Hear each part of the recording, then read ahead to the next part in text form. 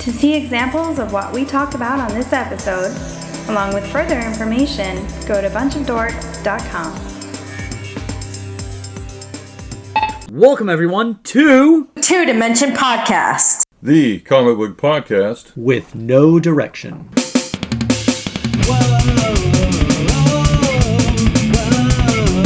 Two-dimension. Two-dimension. Okay, you've heard the song, so you know what you're listening to. It's Dawn again, Rook Free, but I'm in the great state of Texas talking to my buddy Britt. Howdy. Anybody listening to the show knows that almost every time I talk, I reference my friend Britt Reisenbaker. I met Britt in college, another comic book guy, art major, and I always say this, Britt had a different approach than I did, where I'm only just drawing characters and wanting to be a cartoonist, but just drawing figures all the time. Britt was the one that had the nuts and bolts about the graphic narrative, how to put the pages together, composition of the page, besides knowing a lot of things that he taught me that I didn't know about comic books. And just to start it off, we've had this long conversation about the Tiki artist, Shaq.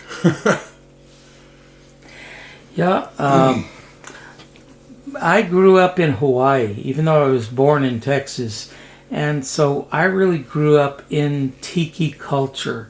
And I love some of the stuff that Josh Angle, who goes by Shag, does. He's got a very simplified, cool, clean, cartoony style. But it's all vested in all this great pop culture from the 60s and the 70s. And so we're about the same age. He's a couple years older. But I love that we grew up with so many of the same influences. Me in Honolulu and him in Southern California. The first time I ever discovered his work was at a mall in some knick-knack store, and they had the Pink Panther's anniversary. It was on like a lot of metal boxes and stuff like that, but it was paintings of the Pink Panther, stylized 60s women, and I couldn't get enough of it. Then later I saw the anniversary of Disneyland, and he painted banners and stuff like that, the ladies with the beehive hairdos and bumper cars with their kids. Since then I've seen a multitude of things. My favorite thing he ever did, as I mentioned to Britt earlier, was the Fifth Element print he did, which was super awesome. And extending out from there, there's just a whole culture that's developed for people who were alive or at least aware of what was going on in the mid-century with Tiki culture and Polynesia. And there are people who have built their own Tiki bars in their homes. And like there's a guy at Pixar that built his own Tiki bar right there in the building that you had to crawl through a secret tunnel from other rooms to get into. And so it's obviously made an impression with a lot of artistic folk, especially West Coast artistic folk. But it's exciting, it's fun. There was a whole lot of bars and restaurants that came out with sort of Tiki culture, and they ranged from the sort of subtle and conservative representations of what Hawaii was like and other Tiki culture places, and then places where everything was very over the top. Everything was like a Tiki head. Your mug was a big Tiki head, or there were girls dancing with Tiki masks on. And so it all depended on what kind of place it was, how far things went. But there were some really big names like Trader Joe's or Trader Vic's rather, that came out of it. That were chains of places you could drink and eat, and that got really successful for a while.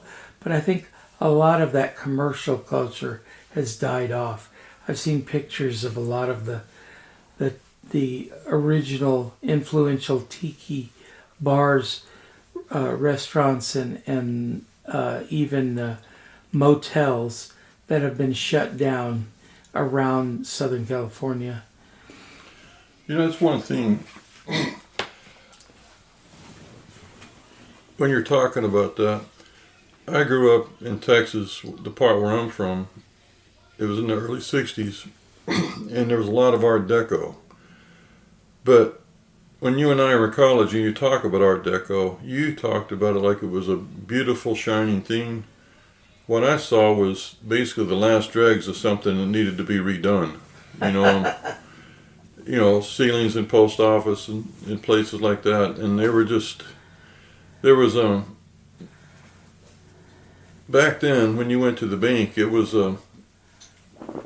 Sunday dress. We lived in a small lease house out in an oil lease in Texas, and we'd have to go into the city to go to the bank, and Mom would dress up. She dressed me up.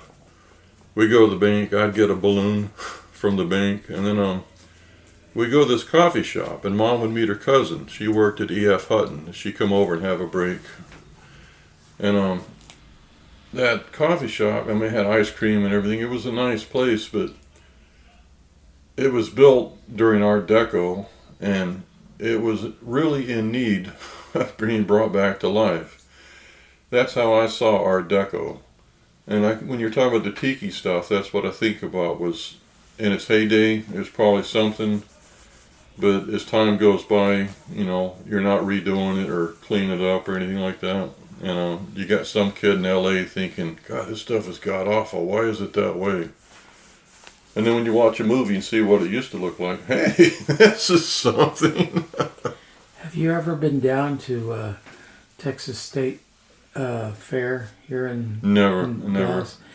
The the federal government during the early years of Roosevelt's time, they got involved with hiring a lot of artistic people to build things and make things. And it was called the WPA, the That was Works because of the Progress Depression. Association. Yeah.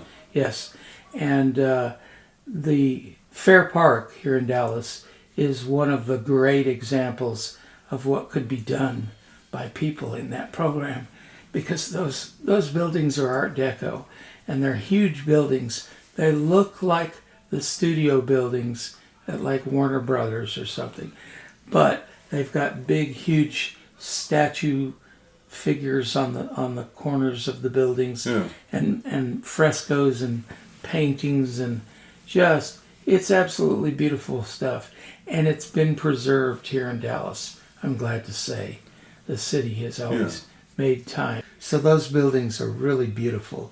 They're worth seeing. Yeah, I agree with that. That's, one thing about Dallas, it always seemed like people, when they think Dallas, they think of cowboys. But if you ever drive through their downtown, incredible architecture. Yeah, it's got a history that has been lost to a lot of people, especially when it comes to like blues music. Yeah. Deep Ellum was a happening place for a lot of the early blues musicians, and that sort of bled over into people like Elvis and Ray Charles recording music here. But, okay, we got onto that. We were talking about Shag, talking about Art Deco. Keep up your architecture, people. But one thing Britt and I were talking about last night that I was kind of want to talk about is Brian Ballin. Britt has the an artist edition, which are things I've seen from afar, but I've never actually looked at. It has the entire Killing Joke in it. My favorite part was Richard Starkings talks about his story and how he ended up lettering it. And it ends with an interview with Brian Ballin. And it's basically, according to this, he said it's the last time he's going to talk about Killing Joke. But it's what amazed me the most was how that was actually supposed to be the format was supposed to be more square, like the DC Black Label books they're doing now, like Catwoman, Lonely City. And he basically had to work from stats and, narrow the artwork up. What he did to make it narrow, he took the boxes and drew them higher. And it has the information about Richard Starkings that I guess there was already 19 pages done. And he basically used some, I've never used this material, but it's kind of a sticky back material that he placed over the artwork. And he said it had a toothy finish, so the ink would sit on top of it and dry. And he says the story went on. He started working directly on the artwork, and the Bristol board that Ballin used soaked the ink up. So all of a sudden the letters weren't fat anymore, they were thinner. I never noticed it. But I don't know, I like that kind of information. But it was something to read as a, those little prestige format books is what DC called them. I guess it's supposed to be a bigger format, but after Dark Knight they decided that's going to be the go-to. And I enjoyed it, but when you're seeing the artwork at its size, it's something else. And that one where he has the fake Joker, Batman discovers he was using face paint, it's on his hands, that's kind of lost in the black and white version. But yeah, it's something else. And that's one point I have to make was, after The Killing Joke, it has a lot of work that Brian Ballin did for DC before and some after. But basically after The Killing Joke, it's been covers, I think. But you can see a big difference. Like, Killing Joke is like a... Because after Camelot 3000, he said when he contacted DC about what could he do next, and Dick Giordano said, anything you want to do, Brian. It ended up being Killing Joke. But after those, I don't know, you look at earlier work and it's not the same level. I said the same thing about Dave Gibbons. I didn't really like Dave Gibbons so when I saw Watchmen. But he brought it up to another level that I guess the monthly comic book wouldn't afford.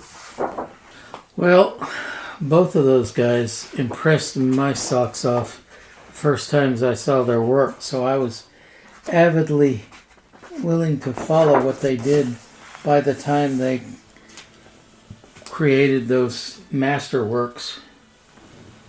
But seeing it reproduced in this size with this detail is a big blessing for somebody like me whose eyesight has lessened over time. No, I have a question, and I kept going back on the book over and over. It has these overlays, and they're see-through, kind of like thick tracing paper overlays, and I have the logo and sometimes some of the characters, vellum. See, in this case, it's basically Brian Ballin drew Starro on all the faces, and that's Phantom Woman. But he's got a drawing underneath, and it's Zatanna, and it fits over. And I'm thinking, okay, I found that genius, but all I'm thinking was when they printed the comic book, did he just redraw all the artwork? Or did they just have that one little section they printed over the character? How did they do that? I think maybe they decided that character didn't fit in with the rest. Right. For some reason. But I'm just saying that, how did he just redraw the artwork and they're just showing us both versions, or? Yeah, and then they whited out the other version.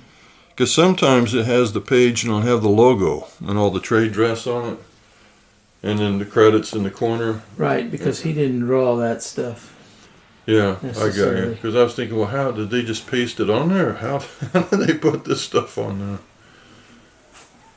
So, yeah, the Camelot 3000 was some book. I will say, way back in the day when there was only a couple, I think 3 issues were out, you and I and Rick were talking about it. And I was impressed with the inking. I wasn't expecting inking. He said, yeah, Patterson's done a really fine job on it. But I will say that when Terry Austin replaced him, it had a level out to heaven. Yeah, well, You got to have some pity for anybody who had to be in the vicinity of Terry Austin's inking, because he was top of the game at that point. Yeah, and that's one thing we talked about when he inked Frank Miller's last Daredevil story back during that time period before the Born Again.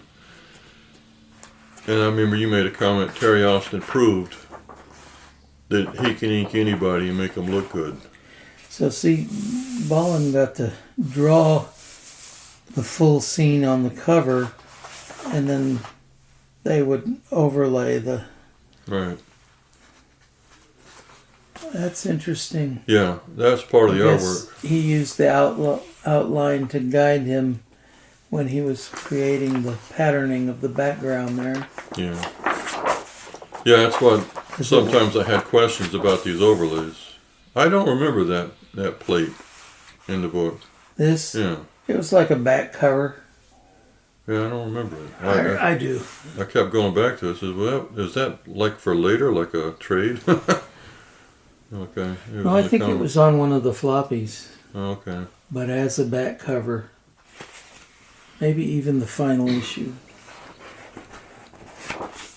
I will say the covers. I really enjoyed the covers. There's one Animal Man cover where he's laying on his back, his arms are spread out, and basically it shows the artist drawing the rest of his body. And I thought, God, that's great. It just irritated me that he didn't draw the interiors. I heard Alan Moore say one time, because they were asking about digital, creating by digital means, and he said, it seemed like he liked it, the results, but he said, you'll never see any more Brian Ballin originals. So I guess Brian Ballin works directly on a... Well, some of the last of this book is digital stuff. Yeah. See that one right there, that's possibly my favorite Brian Ballin work. But, well, he definitely was able to let his freaky humor flag fly with some of these cover runs that he did, like Animal Man. His early I guess it was 1983, Eagle Comics started printing American comic books, and they were printing all the old Judge Dredd stories that Ballin did. I enjoyed those. I read so many and then stopped. But every time I read them, all I kept thinking was Harvey Kurtzman and Will Elder. Because it seemed to me like the stories were kind of laid out the way Harvey Kurtzman would do. And he kind of had a stippling finish that Will Elder used. And I never thought about that when I was reading the Judge Dredd albums, the big albums Titan was printing. Yeah. And I'm looking through this again. Sometimes, yeah, like all this stuff is all digital. So I just can't imagine doing that digitally. Well, I can imagine it. I just can't execute it. No, I couldn't execute it that way, no matter what I was doing it on. He's, one thing everybody talks about is detail. What I like about his work, the detail is nice, but his figures were always solid. Everything he drew, it was solid, had a weight, had a mass to it. Yeah. Now, I've always heard people talk about detail will save a bad drawing. That's never worked for me, ever.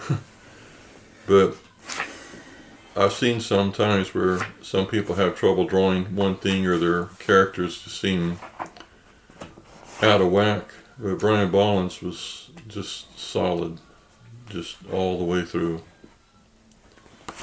That's pretty fantastic. Sergeant Rock cover. My question is, look at this book. I know he switched to just covers, but how many covers was he doing a month?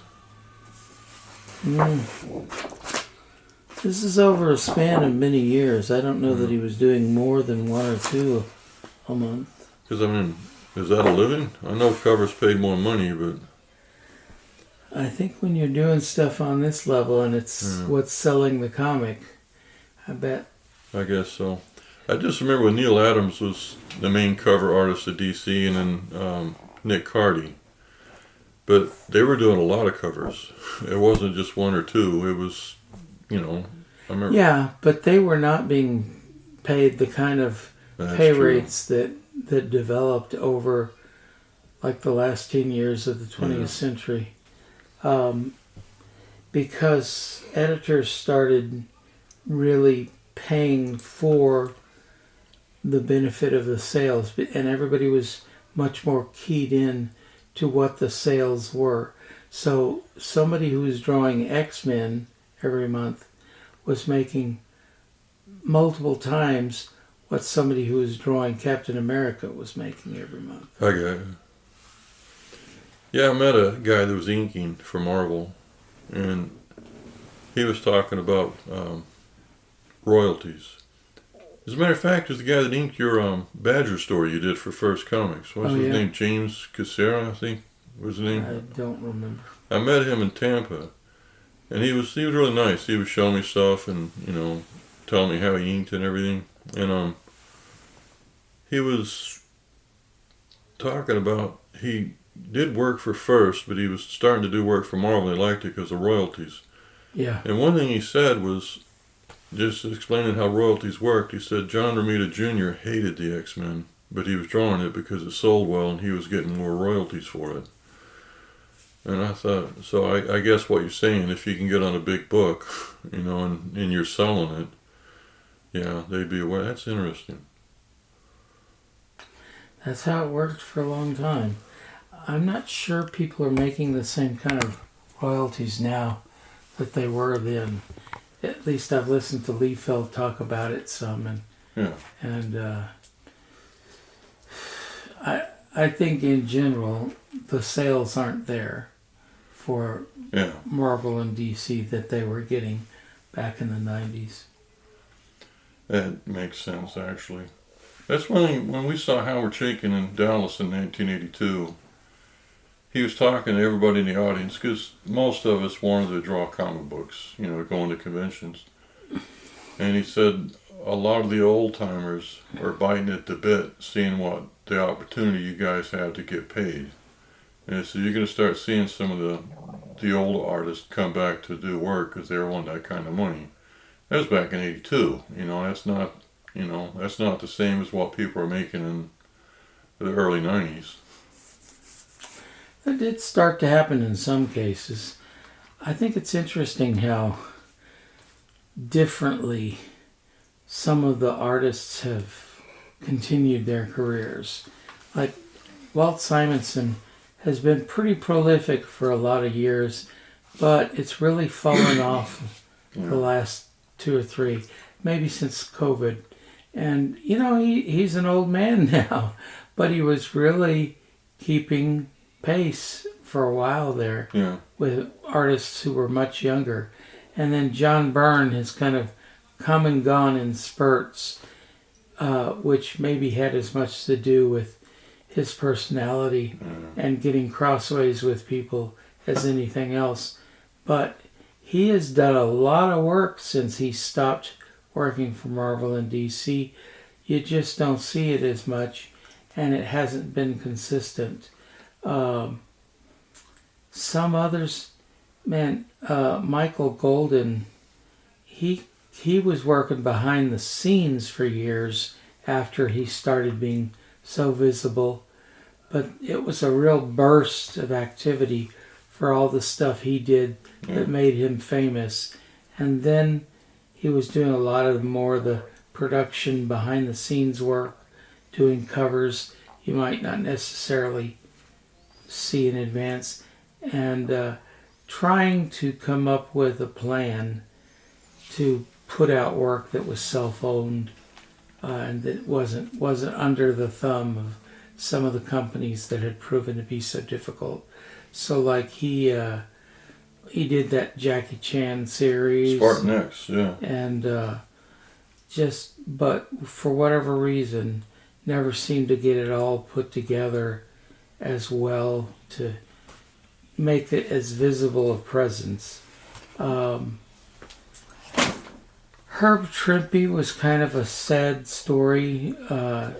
He had worked pretty much doing a monthly book for decades for Marvel, and then some of the new editorial guys that came in decided he wasn't really up to it. They didn't really like his work as much. Sort of the same shabby attitude that some of them had had about Kirby and some of the other original artists, expecting those artists to reinvent themselves for the whims of the editor. And Trimpe really tried to do that. His artwork towards the end started to get to be very much patterned after Liefeld or McFarlane, but I never thought it was as interesting as his original style work was. And I got to see him just a year or two before he died, and he was happy to do sketches, and they looked like the sketches of the work he'd done for years and years and years.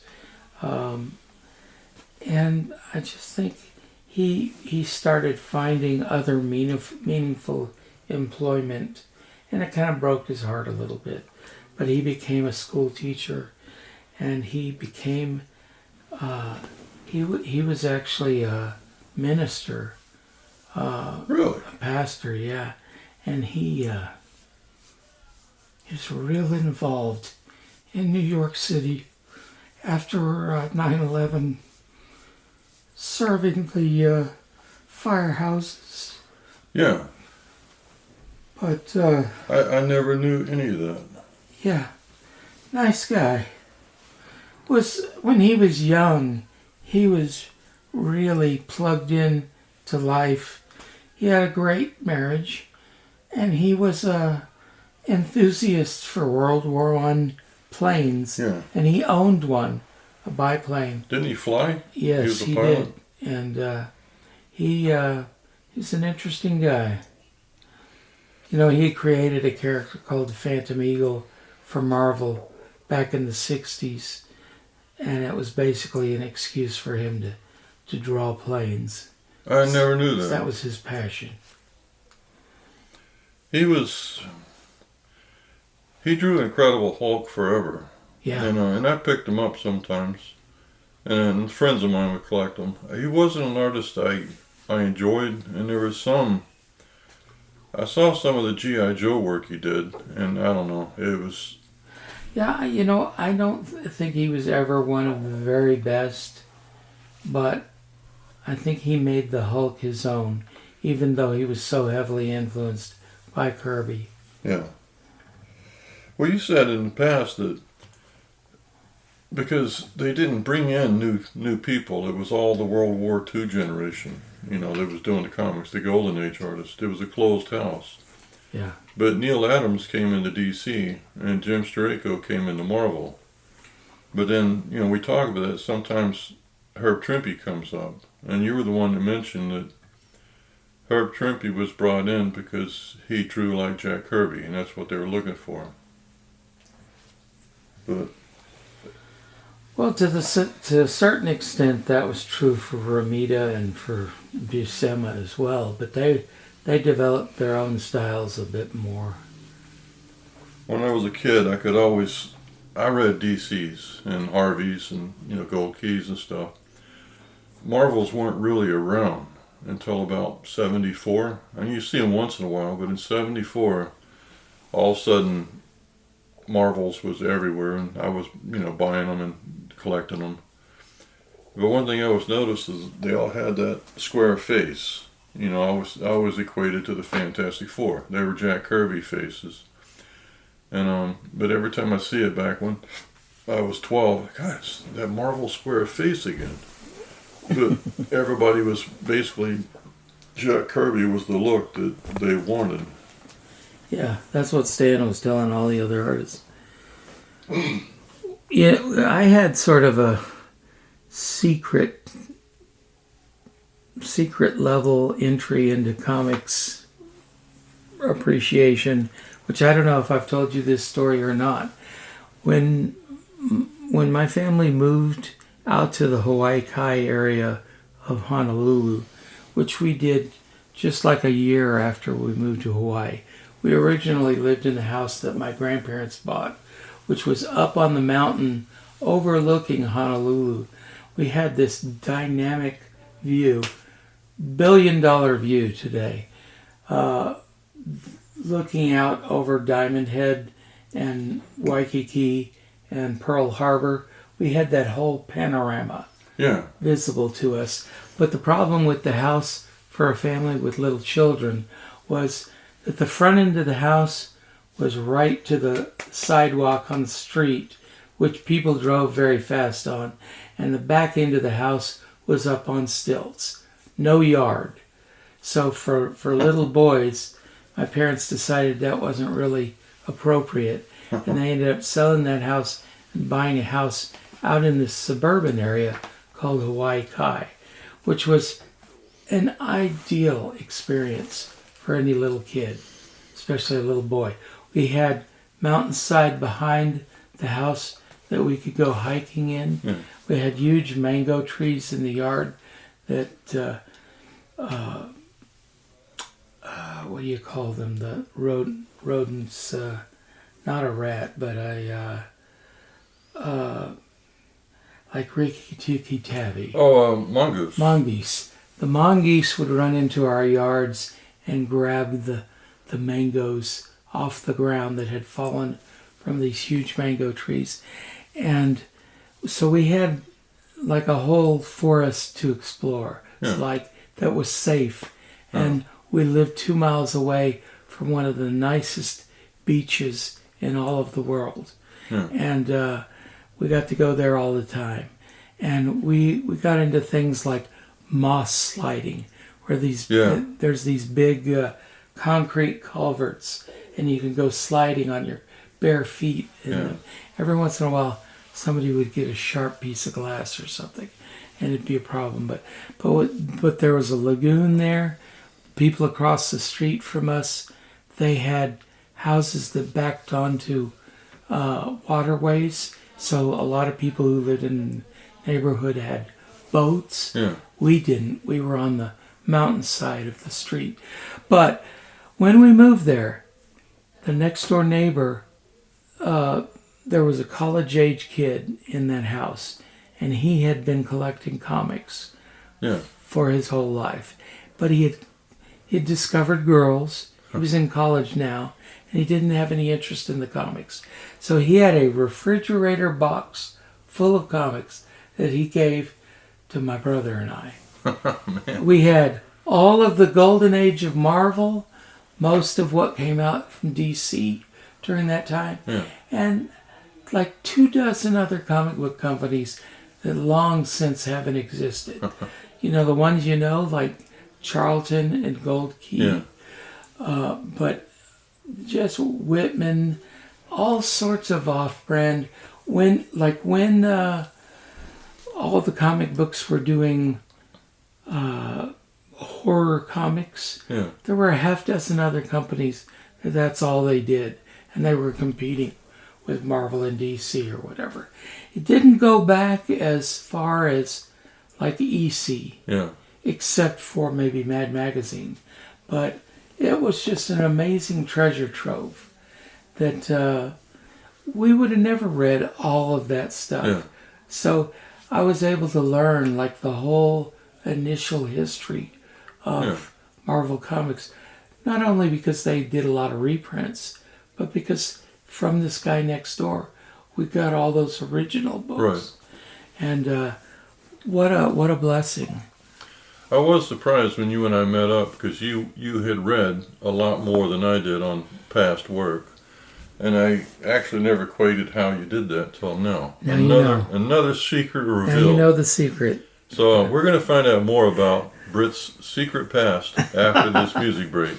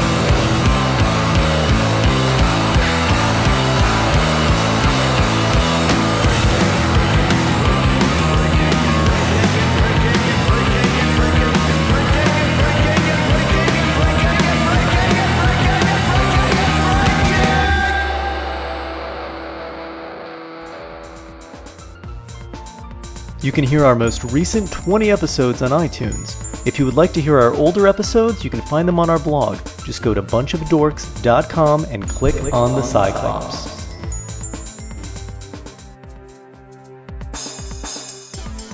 Your Dimension can be found on iTunes and Stitcher Radio. If you like what you hear, you can subscribe, rate, leave a review, tell a friend, or like us on Facebook. Thanks for listening. And that was Joy Eater. They were a Tampa Bay band that is no longer together, but you can still find their music on Bandcamp, which I highly recommend. Okay, going back to Britt's story about Hawaii. Britt had told me one time, and I laughed at him, and I apologize for this, but back in 1982, Texas is my birthplace. To me, Texas is a very wonderful, special place. It's magical. I'm always happy to come back. But it doesn't compare to Hawaii. And I always wonder what it was like for Britt and his siblings to come here to Texas after living in Hawaii and being exposed to all the Japanese superheroes and all these wonderful things that I knew nothing about till I met Britt. But you told me that you guys were excited because you could see the Statue of Liberty, the Golden Gate Bridge, Mount Rushmore, and I laughed at you because most of us hadn't seen any of those things. I hadn't at the time. And you said, you got to remember that we lived on an island. It didn't take very long to go from one side to the other. And of course you equated that with the United States. But what happened to your comics? Well, that big refrigerator box of comics didn't make the transition. We were forced to get rid of all of our comics. And of course, I'm sure that in some certain ideal circumstance, that box full of comics would be worth $1 million. Yeah. But really, the way that kids treat comic books, I don't think that would allow for the $1 million payout for that. But it always left me with a mental map of what there was out there and what I'd like to, again, be associated with or get a hold of again. And moving to Dallas, my dad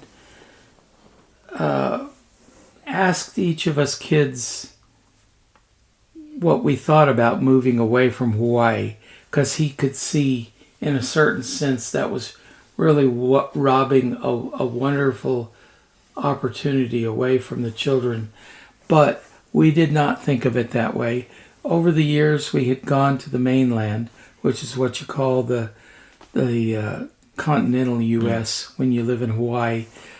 We had gone probably every summer and visited many relatives and drove.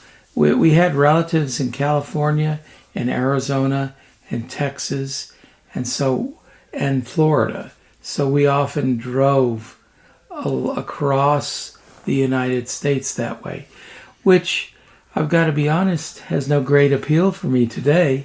I mean, I like visiting some of those places, but being in a car for 12 or 14 hours in a day doesn't sound nearly as interesting and inviting as it did then. Yeah. And back then, with my dad being a smoker, that also had the added non-benefit of getting smoke blown in your face most of the time that you were going along the way. And I remember those days. Back then, the little towns you stopped in for food, for lunch or dinner or whatever, they had a lot less to offer than they do in the 21st century.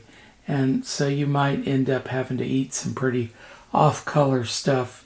But it was still true that we got to go to Disneyland, we got to go to Disney World, we got to go to Miami Beach, we got to go to Tucson, Arizona, where there were mountains and cacti and great Mexican restaurants.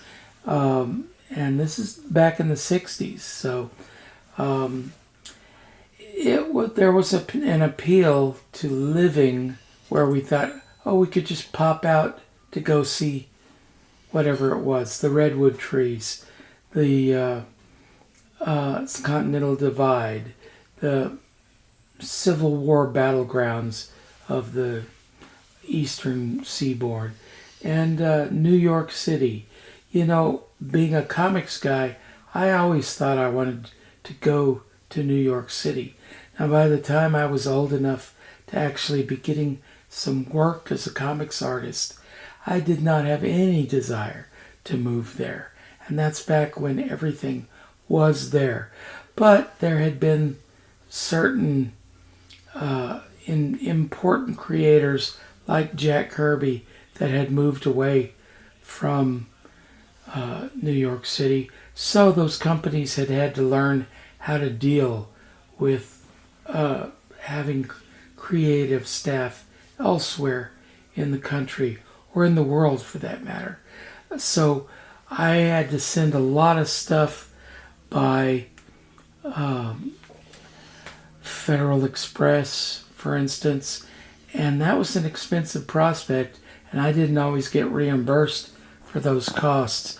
But it was easy to understand why, in a very short number of years after that, everything switched to digital, because people could just email or otherwise digitally transfer their work from far afield of where the editorial offices were.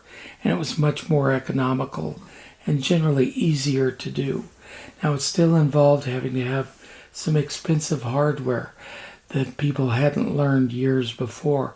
So there was a lot of turnover with new artists who knew how to do it, and older artists who were never feeling quite up to that because they had put so much time and effort into those preceding technologies that were going on.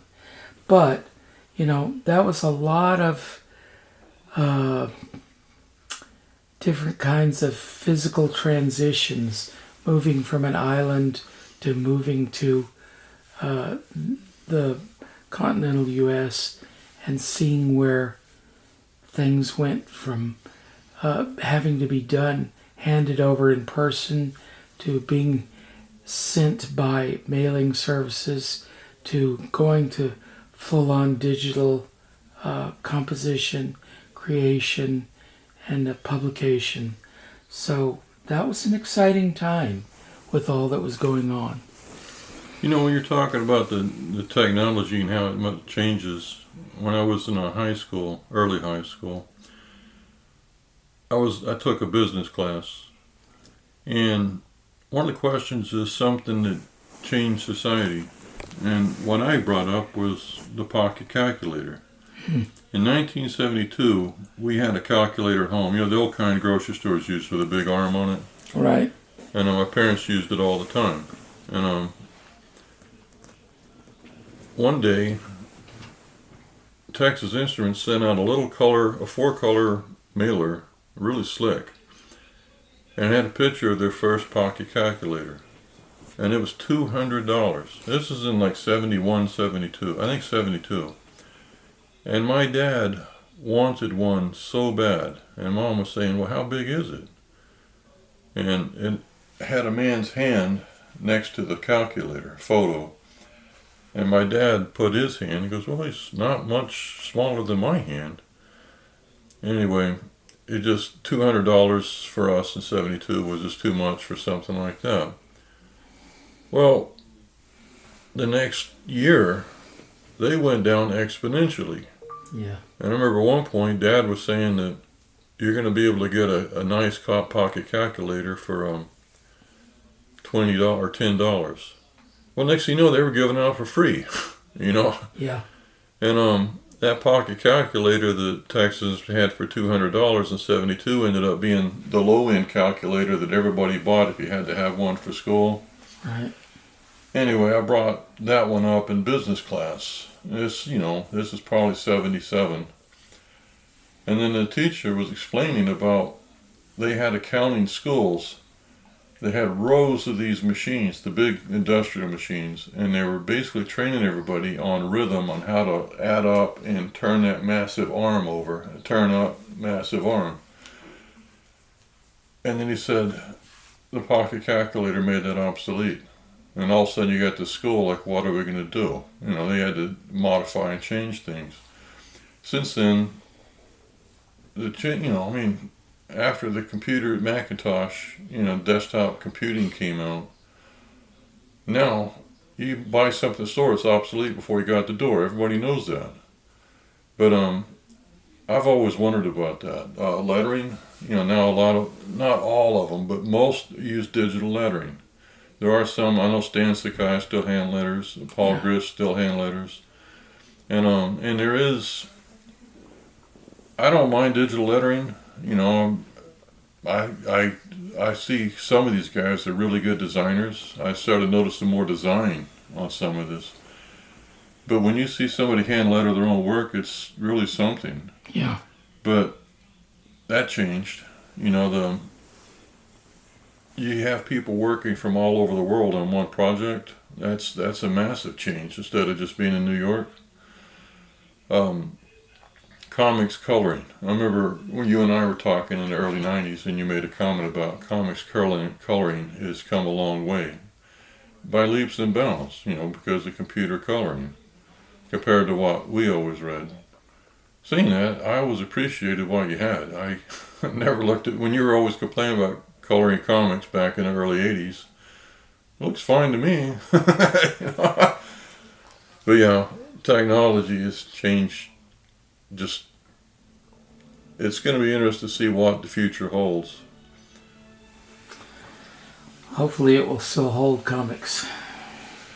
Comics, well, I always quote Alan Moore on this, because one time Alan Moore said, everybody's afraid that the industry is going to collapse. And he says, I think that would be the best thing that ever happened to comics, because people are still going to be doing them. It just won't be through the mainstream publishers. Yeah. And but he is correct, because most of the guests that we have on this show are Kickstarter campaigns, but they're young people. A lot of them have never even read comics. They just started doing them, which always fascinates me. They're sort of familiar, but they just started making comics. My daughter has a massive comic collection that reflects mine in zero ways. A lot of her friends read comics. A lot of it's manga, but not all. And it's a whole world that didn't exist when I was around. I think, to me, one thing that killed it was the direct market, which I do like, don't get me wrong. But when they stopped carrying them at bus stops and convenience stores and everything else, comics kind of disappeared for most of the general population, except for weirdos like us. Well, I think it was less of a choice as a requirement to survive, because if you notice, over a span of decades, like spinner racks at drugstores, really fully staffed newsstands, those places all started drying up, and it was a mix of some really unpleasant, unfortunate circumstances, like comics being an easy target for people who were looking to find a cause for why children were going wrong. And, it was never just as simple as, well, hey, their parents aren't spending any time with them, or, hey, you've underfunded the schools to the point where they don't really have anything to do for X number of hours of the day. No, that it has to be something in their diet, something that they're consuming. and comics were an easy target for people who are willing to lie, like Frederick Wortham, and say, well, this is what makes your child's mind sick. This is what makes them a degenerate, or a teenage. I forget the phrase. Delinquent. Delinquent. That's the phrase they used. But they made up all this crap. That guy in particular was so pernicious because he completely passed himself off as a psychoanalyst, and he did all this research, and then he cooked his books on the research. He cut out anything that was an outlier to the kind of story he wanted to tell. So, he'd come back and say, well, look, all these kids who read comics, they were more likely to get into homosexual activity than all these kids who didn't read comics. And the research that he had performed would undermine these suppositions, but he would cut out the parts of the research that contradicted what he was saying. So, he'd leave out all the references to kids that became homosexuals that didn't read comics, or kids that read comics that didn't. And it was really a sad thing. And this subsequent researcher, this journalist, she went through all his records and brought all this stuff to light. Because for years and years, he was held up as some kind of legitimate scientist, and there was nothing legitimate about it. He was making shit up. Yeah, I was hear him referred to as a pop psychologist, like he wasn't a real thing. There were some things like Dr. Phil or Dr. Oz or any of these other boneheads we have running government now. But I'm sorry. One thing people have to understand is how much the world changed after World War II in the United States. And all of a sudden, you didn't have the teenagers like you had before. Before, they were part of the family that was working. You had to work to survive and do whatever. And all of a sudden, you had teenagers with free time and nothing to do and pocket money because of all the wartime manufacturing. They just switched to civilian jobs, and all of a sudden, when people were moving out to suburbs, things started changing. Now, when Wortham was looking at homes, one thing he compared to was the Ivy League class, the Harvard and Yale kind of people. Their kids didn't have comics. Working class people, the kids had comics, and they were usually the delinquents, the leather jackets and slicked hair and rock and roll. Well, the issue was that the Ivy League kids wouldn't have access to comics. They wouldn't go to drugstores and stuff like that. That's why they didn't have them. It wasn't the comics at all. But yeah, it was a nonsense what he did, but I also was told he felt bad when he saw what happened because he didn't want to see comics completely go away. And I guess Marty Pascoe had said on Word Balloon that he was delighted to see conventions. And, the kids reading comics were going to conventions and, meeting each other and, a community. But he did massive damage to the American comics. So the birthplace of comics, we were behind Japan, especially France. We were behind on everybody. Everybody else was treating it as either a mass form of communication, an entertainment, or an art form. And we completely missed out about it. When I was a kid, like I said, I always read comics. That was my favorite thing. My parents were watching this movie. We were all watching the movie, The Waltons' Homecoming. It was about Christmas. And at one point, Patricia Neal was the mother. She came up to John Boy's room calling him. And then she opened the door, and he took something and threw it under his mattress. And I was wondering what it was, and Dad said, oh, it's probably a comic book. And what? Why would he hide that? And Mom said comic books were bad before. And she kept stressing bad. Ended up, it wasn't a comic book, it was a writing tablet. He was writing stories and didn't want to show it.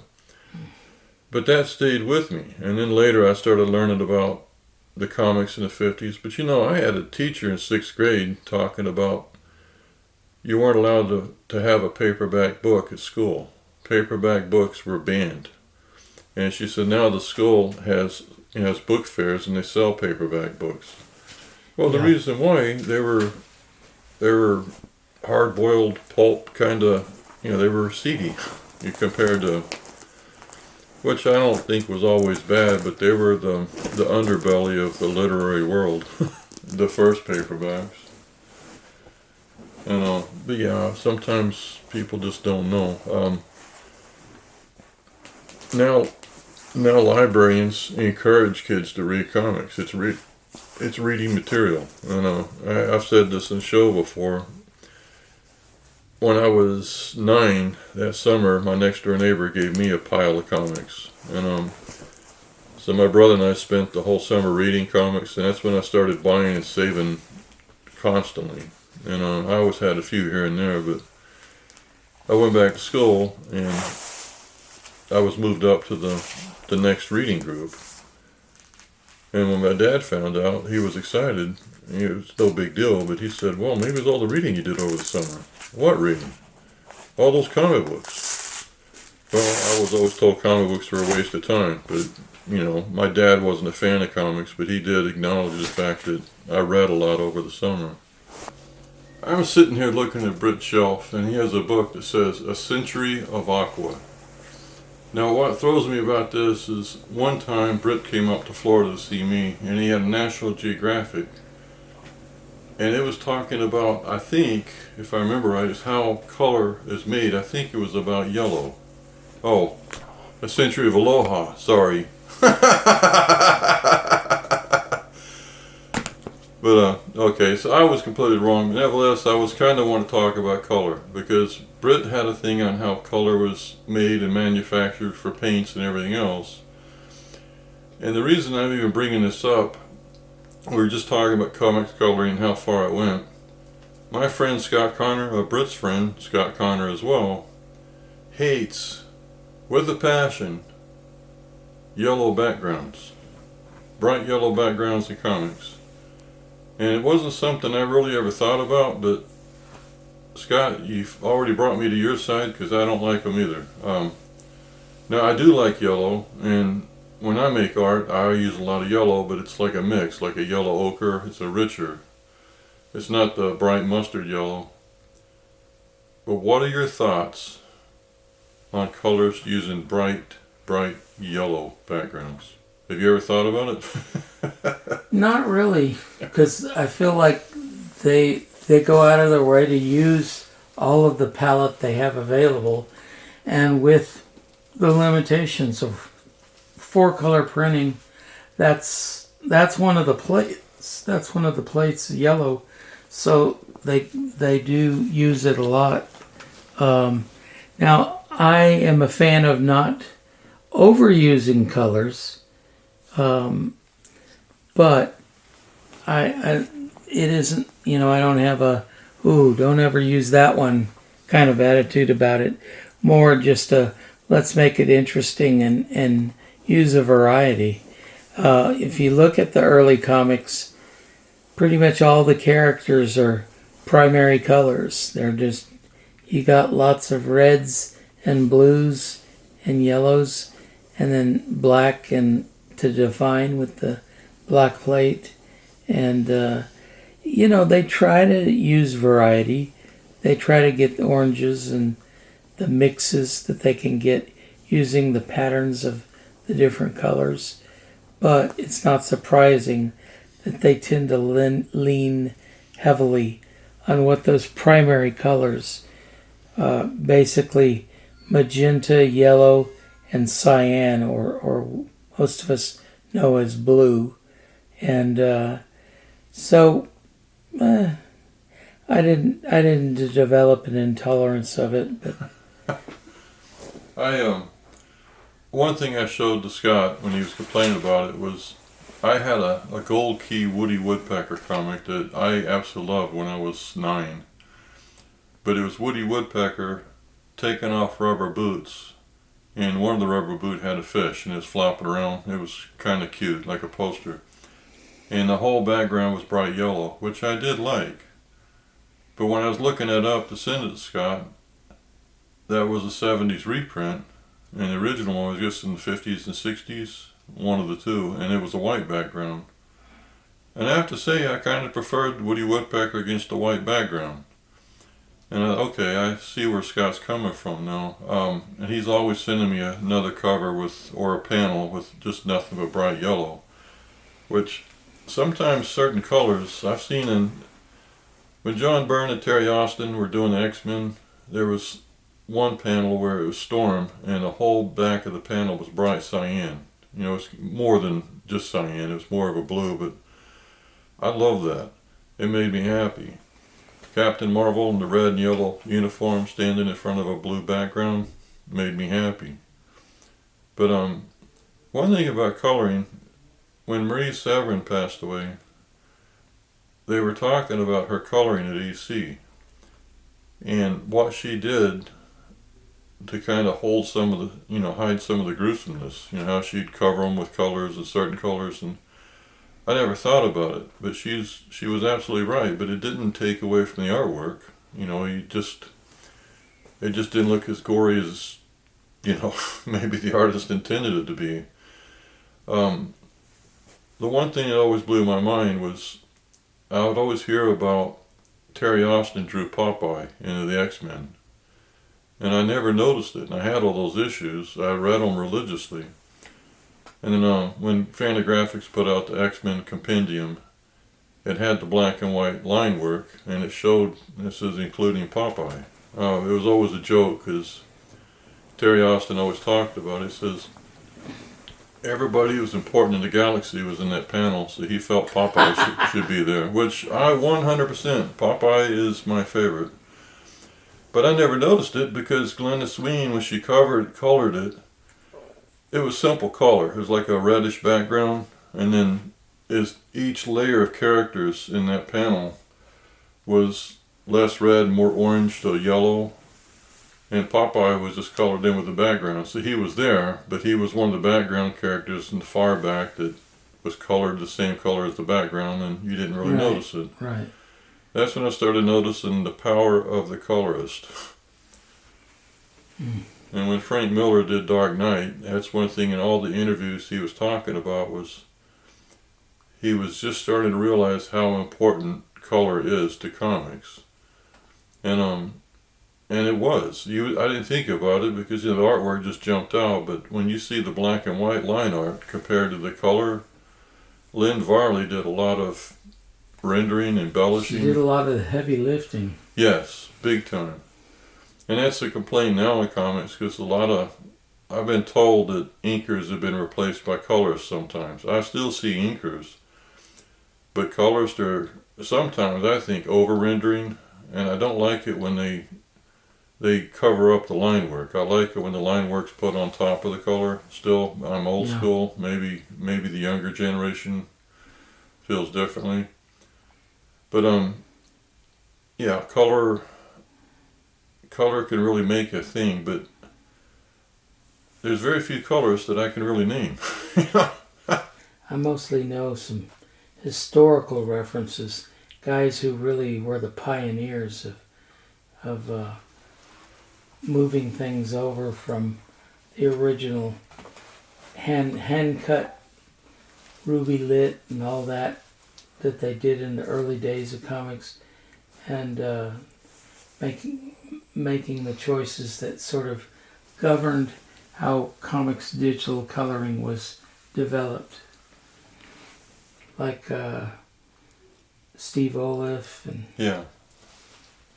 But I also remember names like George Bell, some of the people who had a reputation for doing great coloring in the original format, and Marie Severin. But Jordi Belair is a big one now. And that's one thing we talked about on the show was we started realizing that most of the comics we had were colored by her. And who was the guy that colored Hellboy a lot? One thing I've always noticed about comics coloring when the computers came out was I liked ElfQuest, back in the day. And they put out 4 really nice Starblaze editions of, I think it was 5 issues each of the comic. But they did them in color. And the first one was really red. And I guess Glenda Sweeney, or Glenda Oliver later, and then Wendy Pini was the one that did the coloring. But Wendy Pini was complaining about it's not what she envisioned, it was so much red. And, comic booky color, even though it was on slick paper. Matt Hollingsworth. Yeah, Matt Hollingsworth. And there was another one that did Hellboy. I can't think of his name, but they were both well known. But well, Wendy Pini, I guess when ElfQuest started coming out, and I guess she was coloring by computer, a lot of purple and violet. And Matt Howarth, who did the Post Brothers and Savage Henry and all that stuff, I love. He works in black and white, but his covers, I always love the colors. And one time he was talking in Amazing Heroes, it was one of my favorite issues. He was talking about he ran his studio like a wartime studio where you didn't have a lot of materials, and he couldn't afford Rubylith, as you mentioned. Anybody that didn't know Rubylith, that was a staple that we used in graphics, but it was a sheet of plastic with a ruby emulsion on it, and you take your X-Acto knife. Once you taped it down to what you needed, you could silhouette, you could mask, you could do a color hold. You take your X-Acto knife, you cut through the emulsion, but not the plastic, and then you peel away what you don't want. And like we used to, in advertising, if you had a dinette set or a handgun or something you're trying to sell, you would silhouette it, and then when you put it through the copy camera, you'd expose it once to blow out the background, and then you'd remove the mask and shoot it again, and then you just get the image on the white background instead of a dinette set in the living room. And but Matt Howarth was saying they couldn't afford Rubylith, it was expensive. So what he would do is he'd just draw the color holes on typing paper. And the cover that they used on Amazing Heroes, he had Keith Lama as one character, he had Connie and Sue, and he had a poster in the back of the 2 Post Brothers Wanted. It was one of my favorite covers, but it was nice. But he said that's how he colored it, was by different sheets of typing paper with the color holes. But it was nice comic book cover, a lot of blue, some red. Yeah. And he always had, shades of blue and yellow in those covers he did. And when he started, you could get the stuff on PDF, and the new stuff I noticed, just like Wendy Pini, is a lot of purples and violets. Reed Waller, Omaha the Cat Dancer, same thing. The covers, to me, were nice color covers, and when he started doing the new work and coloring himself on his Mac, a lot of purples and violets. I don't know why. I don't particularly care for that all the time. But you kids get off my lawn. Maybe it's just me. Well, I think it was a difficult time of transition for a lot of people, because you look at something like what Angus McKee was doing on, what is it, So Beautiful but So Dangerous? So dangerous, yeah. And, this full-on rock world airbrush type finish on things. Most people got freaked the hell out by that. Yeah. I mean, I loved it. It was so beautifully executed. But if the comic book companies had thought that they had to apply that degree of finish to all of the interior pages of their comics, they probably would have just immediately opted to go out of business, because they didn't know that. They didn't know how to deal with that. that was an alien experience to them. You know, what was funny was I worked at an advertising place, and most of the stuff when I started working there was 2-color. You know, it was a sheet of paper with 2 ink colors, and Right. we did 4-color, but it was really expensive. And then at one point, they added something. It was a new 4-color, but it was on bond paper instead of the slick paper, and all the restrictions were taken away. And, you know, to me it was kind of the same thing, but all of a sudden we were having trouble making deadline, heavy deadline business. You know, we were getting a high volume of work that we had to turn around in a couple of days.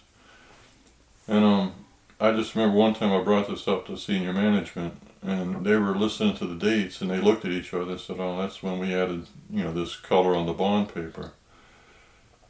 Many years later, I was in a meeting, and the guy in charge of the sales section, he was going over the process and and basically the history of what we did, the changes. And he brought up that color on the bond paper, which was long gone. Everything by this time was all 4-color on the slick paper. But he said, anybody remember that? Yeah, a lot of us remembered it. And then he said, a lot of the dealerships that sold our work went out of business. They couldn't afford it. Mm. Well, it was cheaper.